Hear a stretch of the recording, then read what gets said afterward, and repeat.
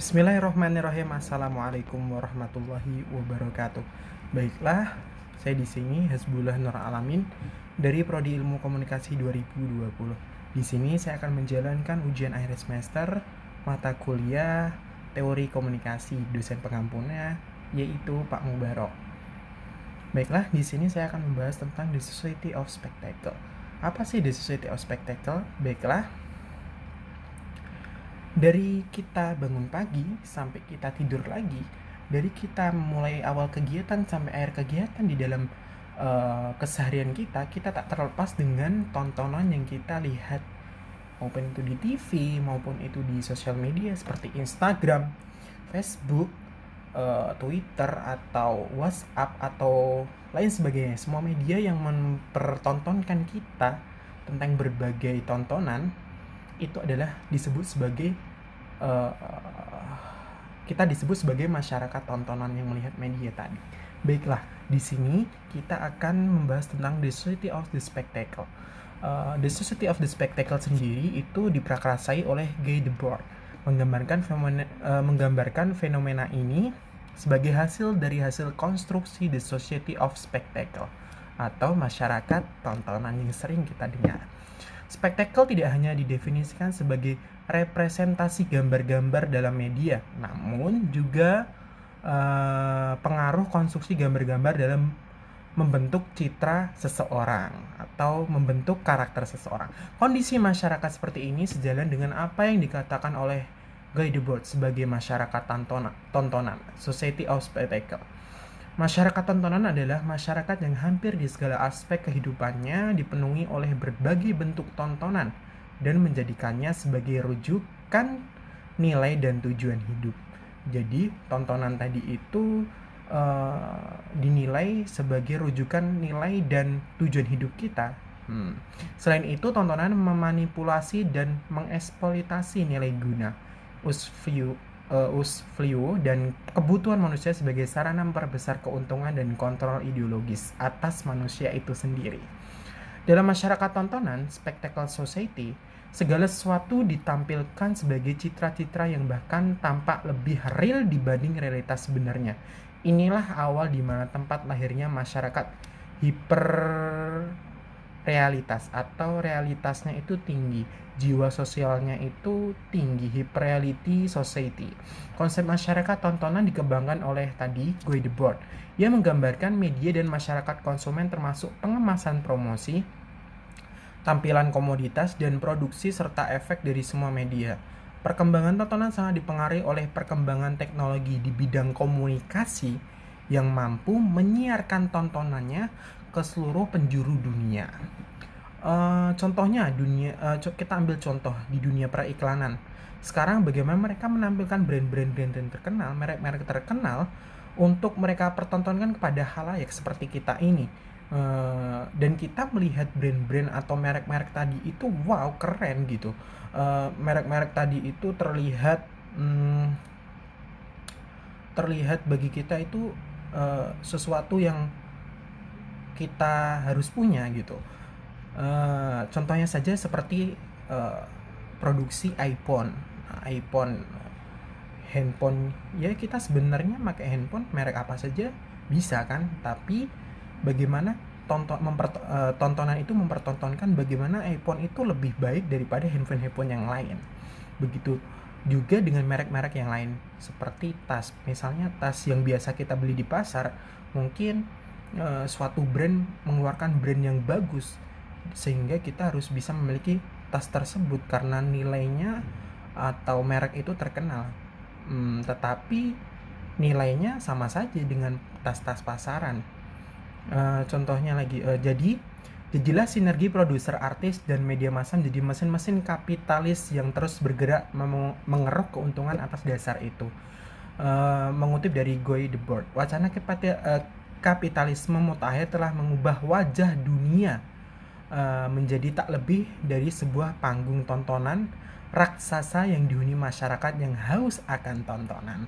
Dalam wacana semacam itu sudah menjadi dogma bahwa memproduksi suatu komoditas harus disertai dengan memproduksi tontonan. Semua tontonan menjadi komoditas, sebaliknya semua komoditas menjadi tontonan. Apabila pihak media tidak mampu menyajikan formula isi tayangan yang bernilai urgensif, maka semakin nyata kalau kita sedang berkubang dalam masyarakat tontonan tersebut. Artinya adalah tontonan secara serentak tampak sebagai masyarakat itu sendiri. Jadi tontonan itu sudah wajar di karangan masyarakat, harus ada tontonan. Kalau nggak ada ya terasa hampa saja seperti itu, sebagai bagian di masyarakat. Jadi tontonan sebagai bagian dari masyarakat tersebut dan sebagian perangkat untuk mempersatukan. Tontonan spektakel di sini bukan koleksi citra image, melainkan relasi sosial yang dimediasi melalui citra. Relasi sosial telah bergeser lebih jauh menjadi relasi komoditas. Citra-citra yang ditampilkan komoditas dalam kehidupan tersebut bergerak secara otonom untuk memperdaya dan mengambil alih segala aspek kehidupan.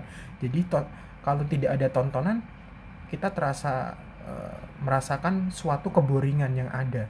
Jadi tontonan itu adalah sebuah pokok di kehidupan kita, menjadi pokok dalam kehidupan kita tadi. Tidak hanya sampai di situ, kehidupan yang ditandai dengan relasi komoditas juga telah menyihir para penontonnya untuk menjiplak dan memproduksi ulang citra-citra yang tadi dipertontonkan. Penonton tersebut menjadi agen atas citra-citra yang sebelumnya ia lihat dengan matanya sendiri. Jadi kita sebagai khalayak menjadi agen dari tontonan yang diberikan oleh tadi pihak-pihak yang memproduksi tontonan tadi. Jadi kita menjadi agen untuk membeli produknya, atau kita meniru gaya hidupnya, atau kita meniru tren-tren yang ada, atau sesuatu yang viral yang ada di dalam tontonan tersebut.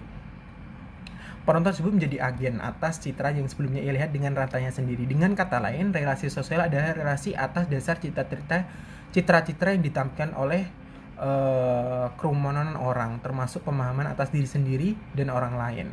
Jadi itu yang dimaksud dengan masyarakat tontonan, the society of spectacle, yang dimaksud tadi.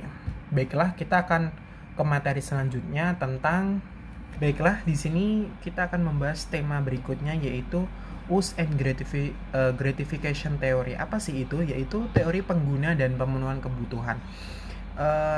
Teori ini adalah salah satu teori komunikasi di mana titik berat penelitian dilakukan pada pemirsa sebagai penentu pemilih pesan dan media. Jadi teori ini tuh bagaimana kita sebagai khalayak atau pemirsa dari sebuah media menentukan itu baik atau buruknya media. Media ini baik atau media ini buruk. Jadi kita menentukan sendiri apakah itu baik buat diri kita ataukah itu buruk buat diri kita.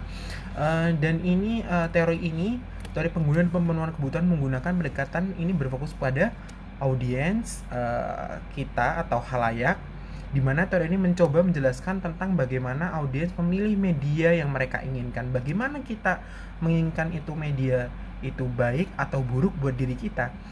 Dan ini berbalik dengan teori jarum hipodermik, di mana pendekatan ini secara kontras membandingkan efek dari media dan bukan apa yang media lakukan pada pemirsanya. Jadi kalau teori jarum hidropermik itu bagaimana media itu mempunyai efek pada khalayaknya, bagaimana media itu mempunyai efek bagi kita para khalayaknya, merupakan objek pasif yang hanya menerima apa yang diberi media tadi. Jadi kita contohkan, umpamanya kita sendiri ini umpamanya memilih sebuah media TV, tontonan kita di TV. Oh, ini baik buat kita. Contohnya, oh, sinetron ini tentang percintaan. Bagaimana teori use and gratification itu bekerja, bagaimana kita sebagai audiens khalayak, oh, sinetron ini itu baik karena dia mengajarkan kita untuk berbakti pada orang tua. Oh, sinetron ini itu tidak baik karena mengisahkan tentang percintaan yang bisa membuat efek kepada anak-anak itu tidak baik. Selanjutnya, kalau use and tadi kebalikannya, teori jarum hidropermik, umpamanya tadi sinetron tentang cinta, itu sangat berpengaruh pada anak-anak. Mereka akan mengikuti apa yang mereka tonton di sinetron tadi. Tidak memikirkan audiensnya, karena ini berbalik tadi dari teori use and gratification, bagaimana audien atau halayak itu harus bisa memilah dan memilih sesuatu media yang baik dan buruknya bagi kita. Mungkin itu saja dari saya. Sekian, wassalamualaikum warahmatullahi wabarakatuh. See you in the next time.